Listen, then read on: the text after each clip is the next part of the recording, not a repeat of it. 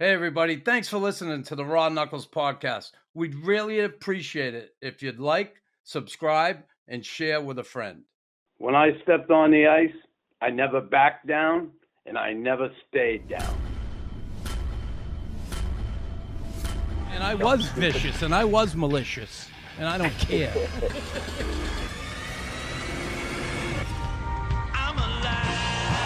a freaking madman. Look at him going to town. That'll be a suspension. That'll be a fine. Dennis, how are you, pal? Doing great, Knucks. How are you, bud? I'm good. Listen, I want to introduce you to my friend Tim Stapleton. You know Stapes at all? Did you follow his career back in the day? Sure did, but great to see you and great to talk to you in person, Tim. You too. Thanks for coming on. And you don't have to lie. You never heard of me. I get it. Stop. I'm old enough that I do. Come on. Yeah, he followed you all the way to Russia. The Chicago Wolves. yeah. Exactly. That's awesome. Yeah, so good stuff. Dennis Bernstein, awesome to have you today with Tim and I at the Raw Knuckles podcast. Listen, obviously you and I have a history, the radio show. There were time constraints. We were under the gun. And now here we are today, being able to just kick back and relax and not have to worry about those time constraints. NHL this year, obviously last year, Colorado winning the Stanley Cup. And everybody wants to know, is that going to happen again? But before we get into who is going to win this Stanley Cup, let's talk about the divisions. And I wanted to start out west because you're out there. Yeah, I know you love your LA Kings. Okay. All right. Nice. A little bit. Depends who you ask. It's not a lot of love, but yeah. So let's start out west. Are we going to see, we're going to see those Flames up top again, or the Oilers going to unseat them? Any surprises? What's the deal with the Pacific Division? Well, I thought I had a good summer, Knucks. Bought a new house in LA, but Bradshaw Living had a great summer. He had an even better summer than all of us. That team was, once Johnny left town, you heard what you hear about the rhetoric.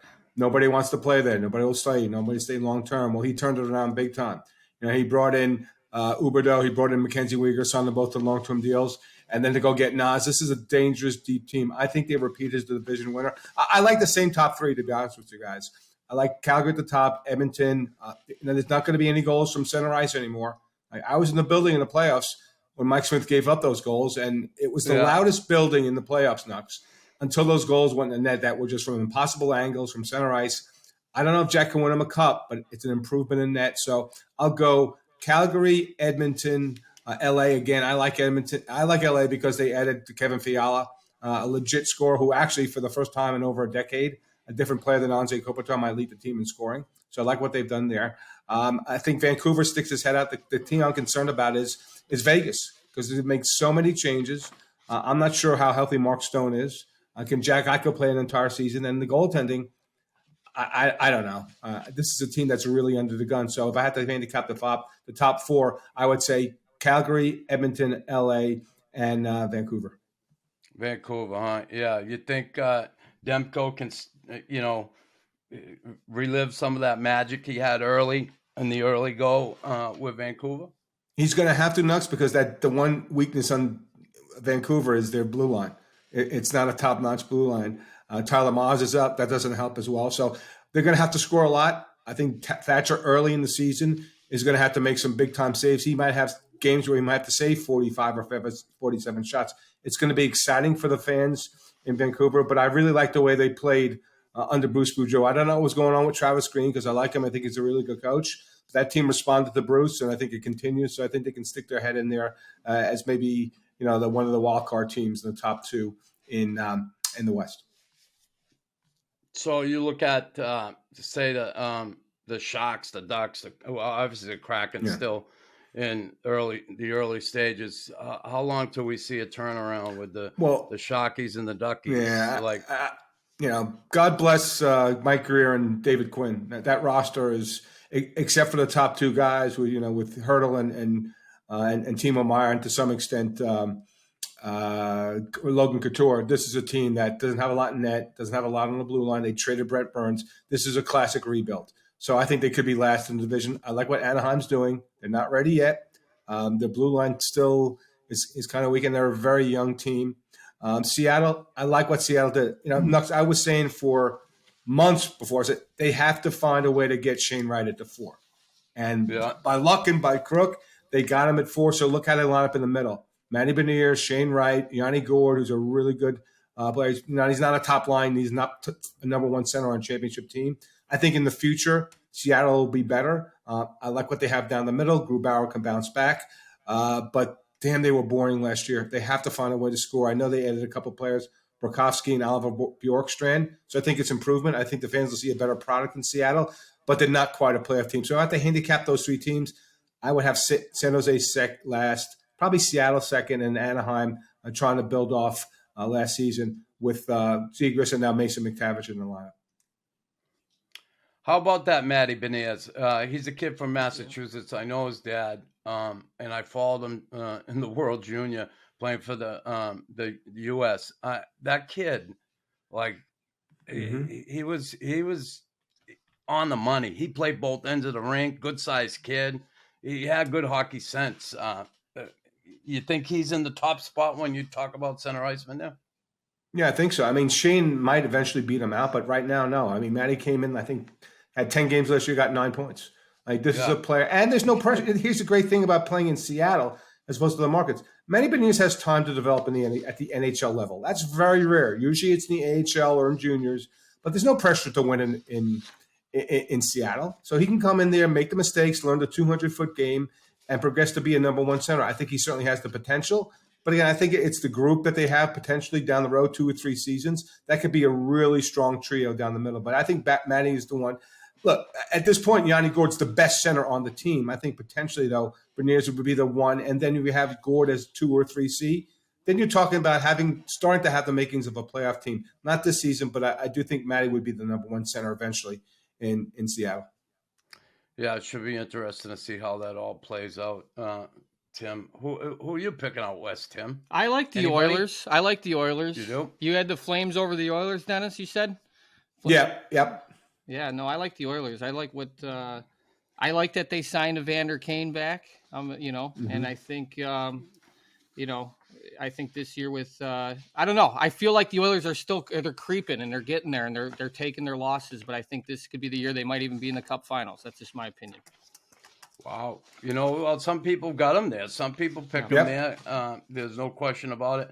I wonder, again, the D isn't – they got some good D, but, again, I think this team, there's times they really have a difficult time keeping the puck out in that, know. And I know Campbell's the man over Smitty last year, but, listen, he played in Toronto, I get it, and he started and he did well. He had that run and gun team in front of him, but we'll see. I just, for some reason, I think I'm still questioning whether Jack Campbell is that bona fide number 1 starting goaltender. And you have a right to do that. He's never gone right? deep. So part of it's not playing for a team that never wins a playoff round. But this question, and Tim's not far off. Edmonton could easily win the division and easily get to the Cup final. I mean, they would have to beat one team, probably the defending champs. But so they are certainly a legit team this year. Yeah, I'm certainly looking forward to that, but we got a long season to go before we even get there. A lot of things can happen between now and then. We know that injuries, so it's going to be interesting to see how it all plays out. Central Division, Dennis, last year, Colorado, Minnesota, the Blues, the Stars, Preds, Jets, Blackhawks, and Coyotes. Avs up top again, I would imagine. And then how do you think it all falls into place? And who did some good things there to bolster their chances? I think clearly the Avs are going to win the division, but they're not going to put their foot to the pedal. They have nothing to prove right now. So they're not going to be some 115-point team. They're going to rest players down the stretch more. Nate got paid, so he's happy. The second thing, I really like the additions they made. I like Nashville a lot. And now, granted, they beat the Sharks twice. I get it. It's not beating Colorado in a 2-game series, but They added Nino Niederreiter, who's got size. They added Ryan McDonough, who I love, right? He's not going to get you a lot of points, but that defense is going to be even tougher now. The question with them is Saros going to wear down, and how many games are you going to give his backup? Because he's not a big guy, he wears down. I love what they did. I think Minnesota take a step back because I mentioned Fiala going to Los Angeles. I think they're going to take a step back. They say Matt Boldy can step up. I don't think he's a point-of-game player, so I think they take a step back, and they don't have a lot of maneuverability because of those two huge buyouts with Suter and Parisi. So they're jammed a little bit. St. Louis probably takes a little bit step back. Ville Husso's gone. Bennington's got to be the guy now. They have some injuries on the blue line. Marco Scandella's got injured, and Perugovic also got hurt as well. I think there's it. So if I had the handicap right now, I think clearly Colorado's the best team. I like Nashville second. I like them to rise up and be better, and then probably Minnesota and St. Louis in the top four. You don't like Winnipeg at all? Unless that defense really improves, and Connor Hellebuyck starts playing like Vezina Connor. He's got to have a 930 save percentage. New coach coming in, so I love it. There's one player I love on the team, absolutely, and plus he took the seat off of the wheels. So let's see what happens there. I love Kyle Connor. I think Kyle Connor can lead he can win the Rocket Richard maybe even this year. I love that player. I love his release. I just don't think Tim is enough on the back end, unless again Connor Hellebuyck goes otherworldly and plays like Shesterkin did last year. So I think they're on the outside looking in. They could be in the conversation, maybe a 7, 8, 9, 10 team for a wild card.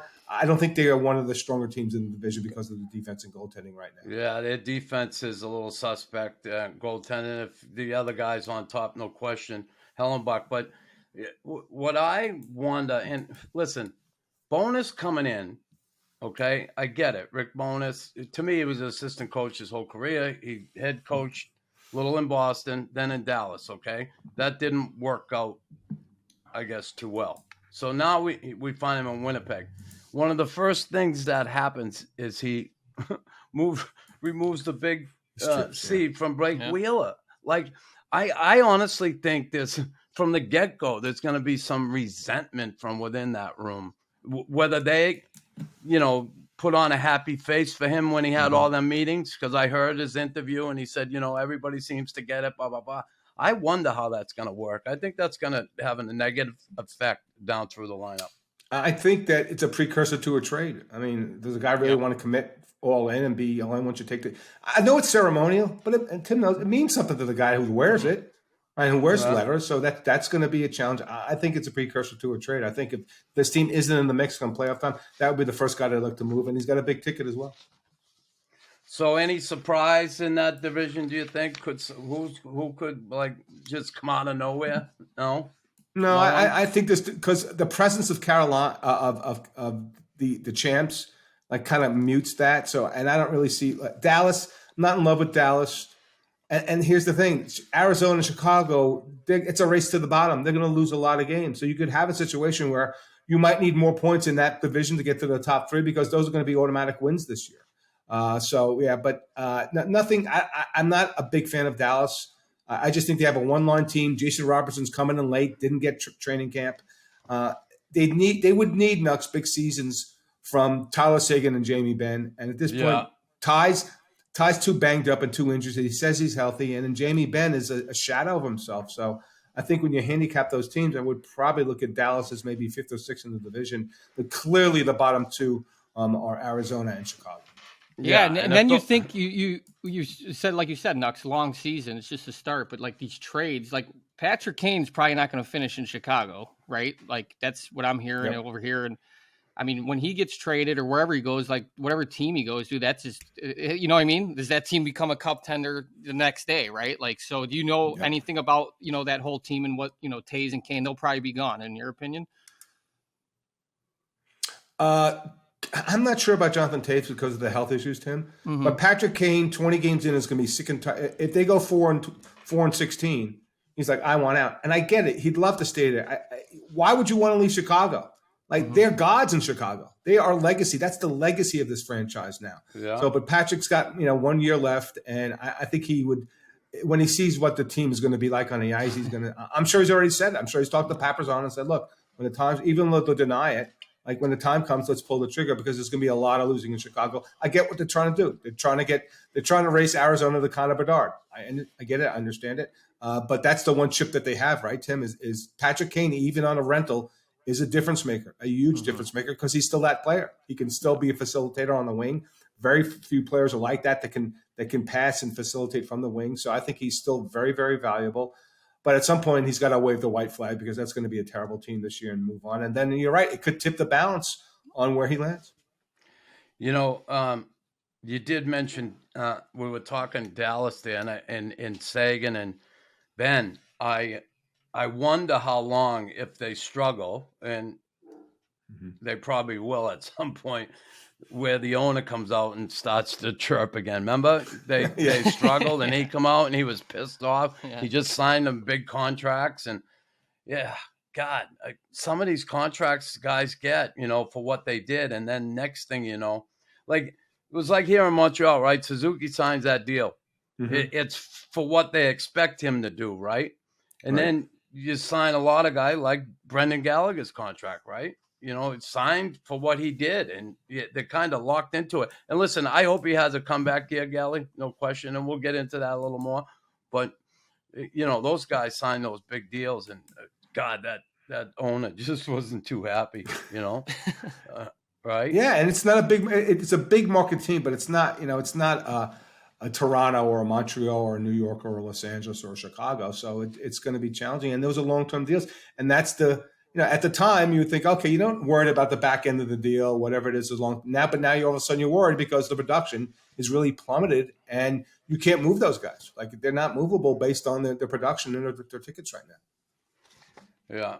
All right. So, it's going to be fun to see Colorado do their thing again and see who battles to come up the rankings in that division. The Metropolitan, the Metro, where you grew up, New York, the Metro, New York area. Listen, last year, the Canes, I would think we'd see the Canes again. Are the Rangers going to have a shot at unseating them? A lot of talk about them. The Pens are still in the mix, right? They've done some good stuff there. I think, what's your take? Carolina is clearly, if they had Patches, I like him even better to start the season. He'll probably come back after 4 months. Brent Burns is a huge difference maker. I mean, they traded up going from Tony DeAngelo. Not that he didn't have a good season and he got paid going to Philly. But Burns up top with Jacob Slavin. I mean, look out. I mean, they lost to Game 7 because their stars didn't deliver and the Rangers did. And it was simple as that. And so what did Don Waddell do? He went out and got 2 stars. They are clearly the best team. They don't give up a lot. They're really good defensively. The question is, Knucks, is your pal Kakanyemi in the 2C? Is that going to work? Trocheck left. That didn't seem like a big loss, but it may be. Or can Jordan Stahl move up to the 2C? Because I don't have a lot of confidence in that player. Look, they oversheeted him. Then they doubled down with signing him to a long-term extension. There's pressure on that guy to produce. He could be the focal point of a championship because he's going to have to produce at the 2C. But I really like that team. The Rangers, I don't know. The Rangers got away with a lot last year, guys, because they had such a great goaltender. They weren't a great puck possession team. They got outchanged clearly. They thought they had Tampa Bay when they were up 2-0 in the playoffs, and they said, well, wait a second. So they learned a lot of lessons. I really like that talent. They are a sexy pick. Some people picking them to go all the way or even win it all, get to the Stanley Cup final. But they would need repeat performances across the board. They need Chris Kreider to be that 50-goal scorer again. They need Shesterkin to win the Vezina again. And I'm not sure it's the same team because remember, Andrew Kopp was there, like Ryan Strome, and maybe Trocheck's better than Strome. But there's been some changes, and not for nothing, Lafreniere, even more so Kakko, they've got to deliver more than they've delivered. I know Lafreniere was really good down the stretch. Kakko's a second overall pick. He's supposed to be part of the solution on the right wing, so it's going to be interesting. I'm not sure they're deep enough, guys, to go 4 rounds and win it. I think if they faced a Tampa again in the conference final, if that happened, I think Tampa would beat them because I think they could play even in goal. They have a better defense. There'll be an exciting team in New York. I know some people are saying Edmonton and Rangers in the Cup final. I wouldn't mind seeing that as a fan. I just don't think that there's enough depth there for the Rangers to go 4 rounds and get to a Cup final. They certainly have it buttoned up on the back end. I like their goaltending, right? Yeah. It's a good, awesome goaltending. Carolina, again, They're well coached. They seem like a tight group. They're going to be in the hunt, right, for sure. Yeah. Now the Pens. What do you think of the Pens? Well, they kept the band together, right? So that's right? what they were. Everybody's ready to say, "Oh, they're out of here. Malkin's gone. Letang." They tripled down on this, right? They all resigned. Right? They haven't won since 2017, so it's been a minute. Look, if you're gonna double or triple down, doing it with Sid and Gino and Chris Letang, that's not a bad way to triple down. I'm not sure they get there because guys, they haven't been great in the playoffs. Like these guys are Hall of Famers. You know, Sid's going to have a statue and probably Gino outside the arena, PPG, or whatever they named it now. I just don't see it happening because they're not constructed to win in the playoffs. Their goaltending is still suspect with Jerry and DeSmith, and they brought those guys back. So yeah. I think they'll be a 100-point team. I wouldn't be afraid to play them in the postseason. I wouldn't because it's just the track record's just not there. And I also question how healthy this older team will be in Pittsburgh. All right. The team that I'm really interested in, because you look at them, the Islanders. They went from one win away from being in the final in 2021. They missed the playoffs last year. They changed coaches. Noah Dobson starting to emerge. Romanov there now. I don't know. What can you expect? Another boring, defensive-minded team, or we're going to see something different? I can't see that happening with Lou there. Yeah, that's the question. Like, why did they change coaches from a guy from Barry Trotz to Lane Lambert? I think maybe two. And remember, when that happened, then Barzal signed long-term. So Barzal doesn't want to play that 200-foot game. He wants to play more like a Trevor Zegras. I think they may have to – and I think the signing long-term, maybe there were some assurances made. Look, this team was up against it last year, right? They had that long road trip to open the arena. They had COVID. They were playing with guys I've never heard of, halfway through the season. If you're going to think that Washington or Boston's going to come out, and I think both those teams are at risk, I'd like the Islanders to go back in. Yes, they haven't made big-time moves in the offseason. Everybody was upset on the island. Kadri didn't land there. But again, when you look at this team down the middle, I like what they have down the middle. I like Brock Nelson. I like Anders Lee. They still have the goaltending in Sorokin. Look, Pelech and Pulak are never going to get the credit that they deserve as a top pair.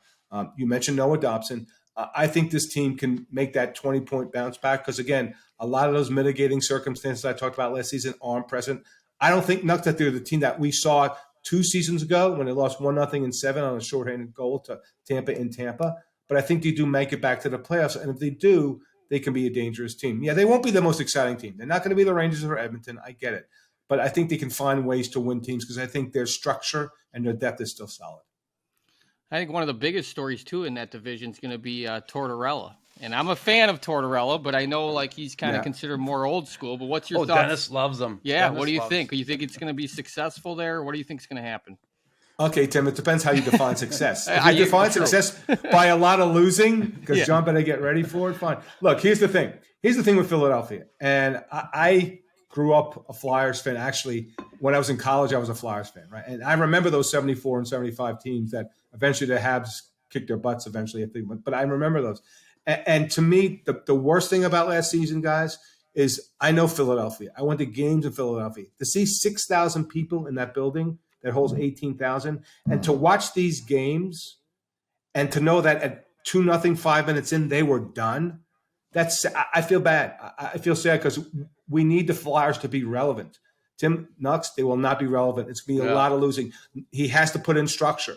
There's going to be a lot of hard lessons. He set Cam York down already. He has to, and I assume he committed to this, that roster is far, far away, especially with the injuries. Who knows with Couturier?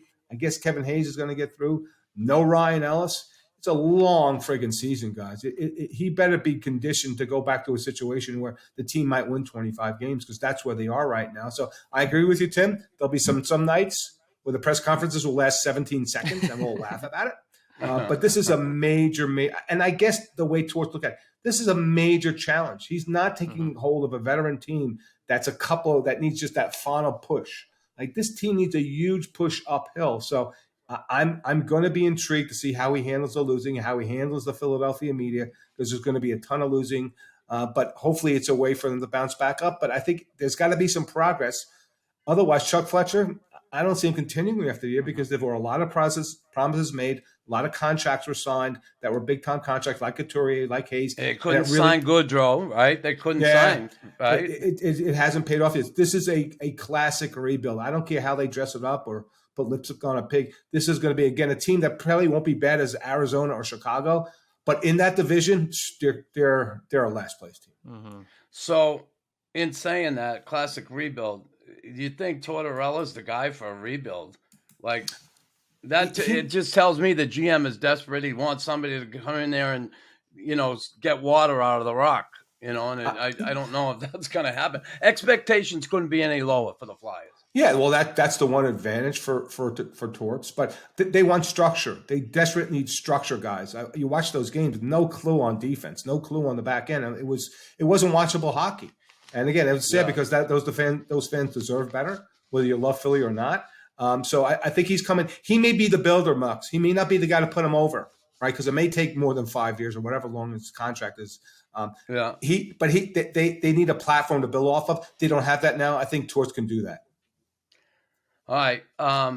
Just before we move over to the Atlantic, the Caps, they made some good moves. Darcy Kemper, Connor Brown, Dylan Strome. Is that enough to make them take a step in this real competitive division? I mean, it's a competitive division, this Metro division. I think the best Knucks they can do is hope to tread water. Because remember, no Tom Wilson, no Nick Backstrom, no Carl Hagelin to start the season. Yeah. And they're different players, but those are all impact players. So I think if they can hold on to the 8th seed, that's a win for this team. I want Ovi to score 50 again. That would be great to see. But I just think there's too many injuries to too many vital players off the bat to think that, again, like the Bruins, I think there's some jeopardy there with respect to making the postseason because you're asking. So, but like right now, it's Kuznetsov and Dylan Strome as the 1-2 in center. To me, in that division, in that conference, that's not good enough to make the postseason. All right, so move over to Columbus. Johnny's first season there. Listen, can we expect the same kind of numbers out of him or no? Without Tkachuk and company, are we going to see him be able to do a little magic in Columbus? I don't see them making the playoffs, but are they going to have a decent season? Well, he'll love passing to Patrick Kane. So I think the biggest beneficiary of that is Patrick Kane, right? Now the question is Boone Jenner or Jack Roslovic a number one center in this league? No. But Boone played good last year. And this is one of these teams, guys, that down the stretch, they were sneaky tough to play. But I always worry about the teams that are out of it, have nothing to play for, and then they play hard. Like, so what happens now? I don't think Johnny's going to set any records in Columbus. I think he can get to 100. I think Patrick can get to 40 goals. It's the other end of the ice, though. The goaltending was atrocious. Like they need something, from Korpisalo to really make some noise. Yeah. And I think they'll improve.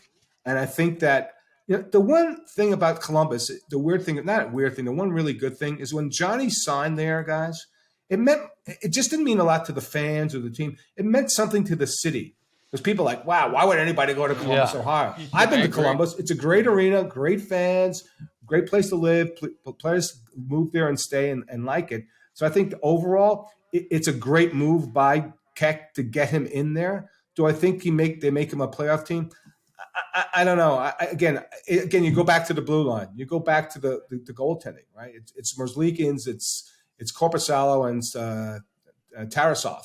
I'm not sure that gets them there. So I think they'll improve. But it was a long – because remember, guys, the playoffs were decided in the East like in February. There was no race. So Columbus would have to jump like 20 points. Or maybe not 20 points, maybe 15. Maybe Boston or Washington wouldn't be that 107. Remember, the last team had 100 points. So they'd need some, if Washington regresses and they progress, maybe. But me, it's just a maybe. Johnny Gaudreau adding him did not guarantee them making the playoffs. It'll be more exciting hockey in Columbus, though. Yeah, we'll see for sure. That's going to be interesting to watch. The Atlantic Division. All right, last year it was the Panthers, the Leafs, the Lightning, Bees, Sabres, Red Wings, Senators, and your Montreal Canadiens. And I'm so happy they got who they got. But anyway, do we see the Panthers? Geez, they were disappointing in the playoffs, the Panthers last year. I was expecting that Battle of Florida. That was a dud. That sucked. Yeah. What a dud.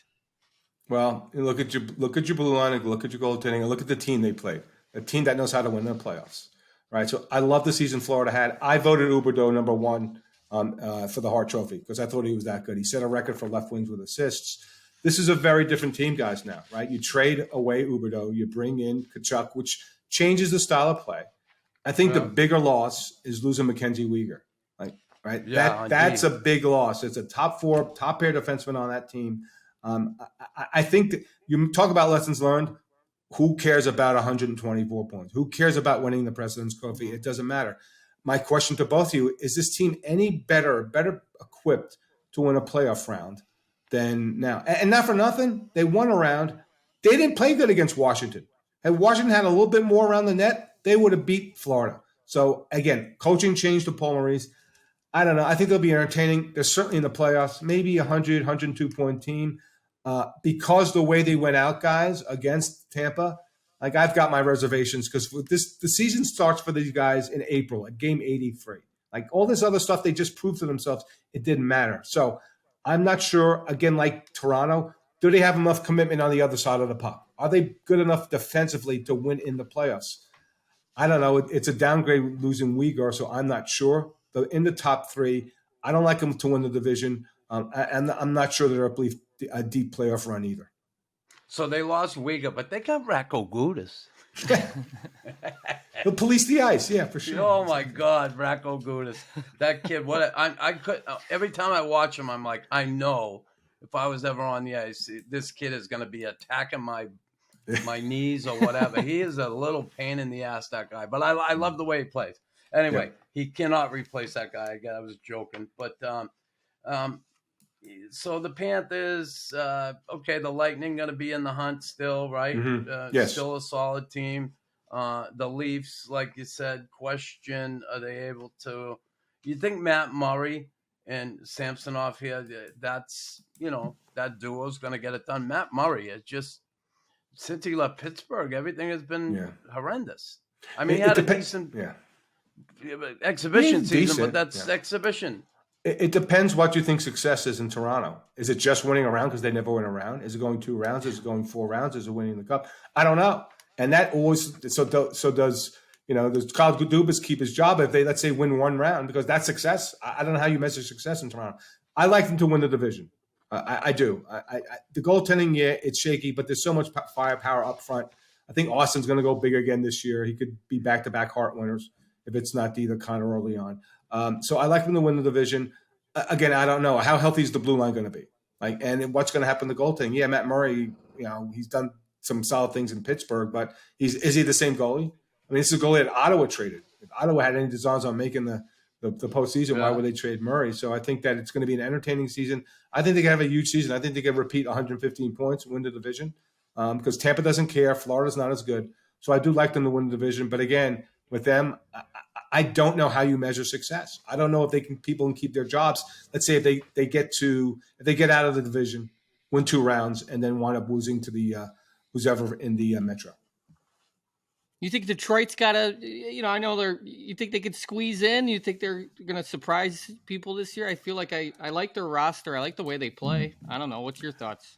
Well, you bet on Stevie Yzerman, which is never a bad bet. I think they're still a little bit away, Tim, because they need a bounce back season from Nedeljkovic, and they need Husso. Husso's not playing. The Blues aren't playing in front of Husso now.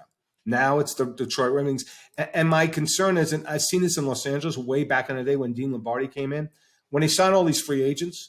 Dean said, when I first came in the first year, I signed 7 free agents, and people thought that the team was going to be good. Like, what team is ever good signing that many free agents? It shows you just how many holes in the lineup. So the question of, I'll give you an example, the second line.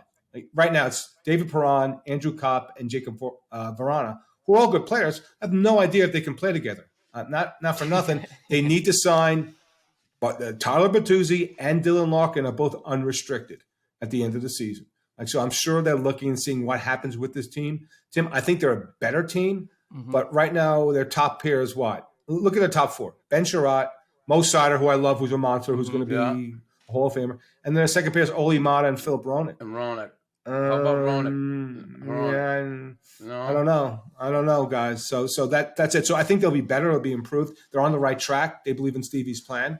They'll be a more competitive team. But the blue line, their defense was horrible last year. I'm not sure it's going to be a lot better. And then what happens with the two guys who were in their walk years that I mentioned?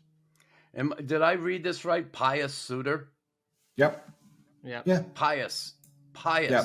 What a first name, no? Exactly, yeah. He's not so pious on the fourth line, though. But, that's, no, right? That's the way it is. So the Wings, to me, it seems like a lot of people are kind of overlooking the Bees. Listen, they brought back Krejci. I got it. McAvoy, Marchand, Grzelcyk out for the beginning of the season, kind of like a Washington deal. But do you think this team can stay afloat long enough to make another push for them playoffs? Well, how are they going to play out of the box, Knucks? That's a lot of firepower mission, right? I mean, Taylor Hall's banged up. You mentioned the guys who were out, McAvoy and Marchand, and they're an older team. I certainly think the mood in the room is going to be better without Bruce Cassidy there. I mean, remember, David Krejci went all the way to Europe to play.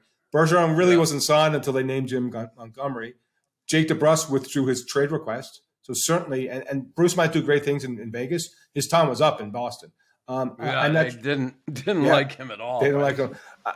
Here's the thing, Knox. I question a team with a 37-year-old and a 36-year-old center in this division. So I don't think they're a 107-point team. I like what Swayman did last year. He split the net with Elmark, so I think they're pretty set in net. I just think there's a lot of injuries on this team to start the season. They have to start well. Like they can't go 2-7 with a new coach and Jim Montgomery. So I think the teams like Columbus and Islanders, who we talked about, I think they're pointing at teams like the two wildcard teams, Boston and Washington, older teams. And not for nothing, I don't know what David Krejci's going to deliver after spending a year in the Czech Extra League and now coming back to play in the NHL. It's a major step up. I know the guy's, has been great. He'll play well with Pasternak. But again, are these two guys going to play 82 games? And if not, then you have to, right? Charlie Claw's going to have to move up. They have Thomas Nosek in the middle. So I don't like them as much as I like as you do, Knucks. I don't think they're a sleeper. They can't be a sleeper with 107 points from last year. Again, I think the question with this team, assuming they make the playoffs, is their depth up front enough to win games, to win series, or is it still just a one-line team? That's the hope with David Krejci coming back to town in Boston, that they are now a more complete team. I just think the age and the injury to start off the season, I would manage my expectations on the Bruins this year. I got to ask about the Sens because this is a pesky little hockey team, and I think of it. Listen, they did some good things in the offseason, right? Giroux, DeBrincat. They brought in Cam Talbot. Like this spunky team, this team, they can score goals. What do you think? What type of season we're seeing out of the pesky Sens? Now they're behind the 8 ball right now. It's because of the injury to Talbot. So he's out, 3 to 5 weeks. So off the bat, that's going to be a challenge. And remember, we talk about the guys at the top. Like Ottawa was 27 points out of a playoff. And I know it's a sexy pick, and I know people are picking them. But again, they're going to score goals. G coming in. DeBrincat was a great trade. Dorian's doing a lot of good things. Right? He locked up Josh Norris. I love Brady Tkachuk. But again, you're going to make up 27 points and jump over 4 teams. This team, no, not yet. I'm sorry. They'll be better than 73 points. They'll be more entertaining. But again, I don't see that big of that's a massive jump. I mean, the Kings did it last year. They actually did it, I think, 26 or 20. You project over the COVID year. It's a massive jump, and you're asking to jump over teams ahead of them, like the Islanders and Columbus, who actually, I think the Islanders improved because of the road. They won't have the building issue. And Columbus, they had Johnny Gaudreau. So I know it's a sexy pick. I don't like him for the playoffs, but I think that you have to look out for this team. A year or two from now, they're going to make some noise. This season, I just don't see enough on the back end to say, okay, this is going to be a playoff team. Now the Sabres are forever sucking, but they got some young guys, Tage Thompson, Cousins, Owen Power, guys that, the future, but it's like this fan base got to be like, we know why Eichel left, right? He didn't want to be part of that anymore. Yeah. Like, is it ever going to turn the corner? Or? Well, it depends on these kids. Like, you look at their second line right now. It's guys like Jack Quinn coming in, who was he was 8th overall pick in 2020. He's probably going to start on the second line on left wing. Middlestat, I don't know. He's not a 2C. So look, they have some tools here, right? Tate Thompson came out of nowhere and now makes the Ryan O'Reilly trade not look so bad, right? But 38 goals, a big guy. He signed long term. That's great. Jeff Skinner's had a revival. I remember people always disappointed Jeff Skinner. Oh, he's not worth $9 million. Well, he had 33 points last year. Victor Olsson's a key. He came back from injury. So I think I think success for the Sabres this year, guys, is if they're in the conversation in March, where we're having a conversation about maybe they have to add at the deadline. If they can do that, I think that's a win. To think they're going to go from this point to the playoffs, no. But I don't think you can say long. I believe what Kevin Adams is doing is on the path to get back to respectability, right? But let's be real, guys. Craig Anderson, Eric Comrie, and that you're not a playoff team. You're just not a playoff team. So I think there are parts there. I think it's a more exciting team. It's not close to being a playoff team. Kevin Adams, although I think he's on the right path, has a lot more work to do. So you got Montreal finishing last? Sorry, Knucks. No, I'm That's just kidding. okay. No, I do. Yeah. Yeah. Listen, if they do, and I don't have certainly in that division, I can see it. But Dennis, I wish they'd finish last in the league again because I like the Connor Bedard sweepstakes here. And I'm not a guy who's looking for the team to tank. Yeah. But boy, listen, it was disappointing. How many teams go to the Stanley Cup final and then come last in the league? Yeah. In 1 year's time. Yeah, I think the challenge with this team, it's forever. I don't really see, and I know they paid him as such. I don't see Nick Suzuki as a 1C in this league. Like he, to me, on a championship team's a 2C. And so look what they have down the middle. You're probably going to go with Christian Dvorak opening night as a 2C. He's not a 2C. He's not. And then behind him, Kirby Dach, Jake Evans had a great, great. Jake Evans on the fourth line really delivered. He played very, very well. So their depth really isn't that bad. It's that top. And look, how many games is Gallagher going to play, right? How many games is Josh Anderson going to get through? Like, what's Sean Monahan on this team? So there's a lot of questions. Yeah, Drouin. So there's some big names here, but I agree with you. I look, and again, they're going to have a lot of problems keeping the puck out of the net. I think that's the biggest. Huge. Right? Huge, I mean, right? So there's turnover on defense, right? Yep. Turnover on D. And then so play the overs in the Habs game. Yeah, play the overs on the Habs games, just not them, right? Not them. They're not their goal total. So I think it's a real painful year, and I think that they have to embrace, like this old saying, you have to embrace the suck because the team's not going to be good. But that's the plan. They need to rebuild. It's just they need more parts. They need more talent. Guys, and the guys they have some long term, like Drouin and Gallagher, are getting older. And you don't know how they're going to play. So I can't make a case for this team, but it's not necessarily a bad thing. I agree with you. You should be trading guys for high picks, and if you stink and you're in the top 5 or you're in the lottery, that's great. It's not necessarily a bad thing because the time has come. Plus, the formula never really worked.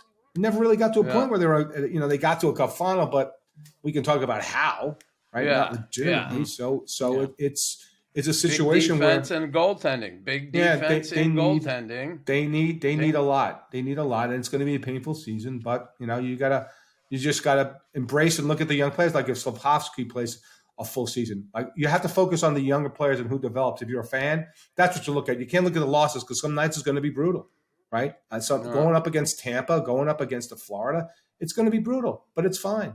You have to take the little wins, which would be watching young players develop it, playing in a very difficult market. I like the tandem of Gorton and Hughes. I really do. I Gorton, he did it in Boston. He turned things around in New York. I like what the two of these two guys can do together and what the way they're doing it. Listen, when Bergie was here, and not to shit on Bergie, he made great trades, but he never had that minor league team in place. He didn't have draft picks. They sucked in the American League. You could never go down there and bring a guy up and say, "Ooh, the guy made some of the difference. He played pretty well." It was always like some guy just come up. You could have put fucking Tim out there, when you make trades, you got to win like that. You got to cash in and win. That's what Dean Lombardi did here. Dean Lombardi never drafted well. He didn't. You look at his draft record; it's not great, right? Oh, he fell over on Drew Doughty. It's fine. That's great, but most of the championship team he was drafted by Dave Taylor. But Dean made great trades, Like he traded Wisniewski for Matt Green and Jarrett Stoll, help him win a championship. He traded for Jeff Carter. He traded. So those trades, when you make them, I have no problem with it because I want to be aggressive. I love aggressiveness. I saw it here in Los Angeles, the Rams, how aggressive they were and traded draft picks and guys and just didn't care. But when you do that, like Bergie did, and you don't get the payoff, then what happens on the back end? You got eventually the tax comes in. Oh, here's your tax bill for making all those trades, and now they don't have a lot in the system. It's same here in Los Angeles. They won 2 championships here in Los Angeles, but it's taken a long time. They haven't won a playoff series since 2014 because Dean traded away guys, traded away draft picks. It didn't work out. It doesn't work. So again, it's got to be both. Right? There's going to be a fine line with Hughes and with Gordon of yes, you have to make some trades. Even you look at Colorado and how many players they traded for to get to that come from, you'd be shocked. People say, "Oh, they're homegrown talent." BS. They traded for Taves. They traded to get the pick for Girard. They traded.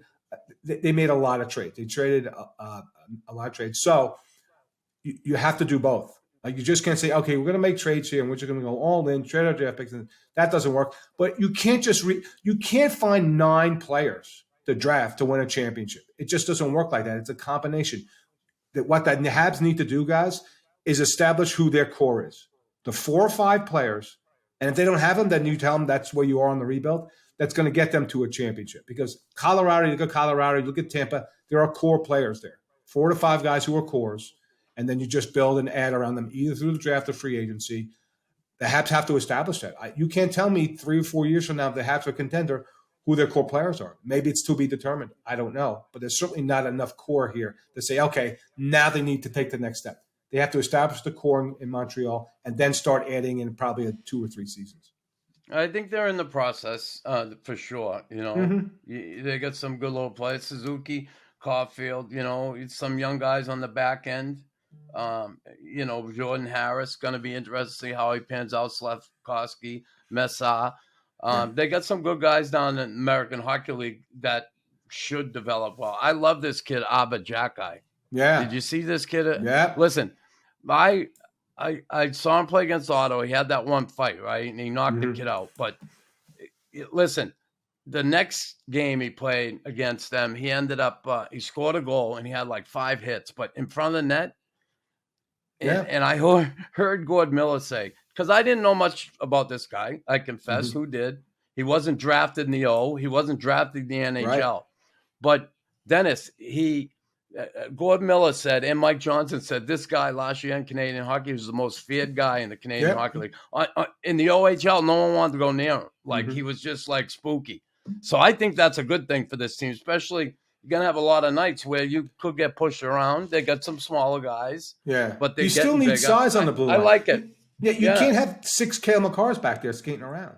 You do still need size and maybe intimidation. We can talk about that till the cows come home.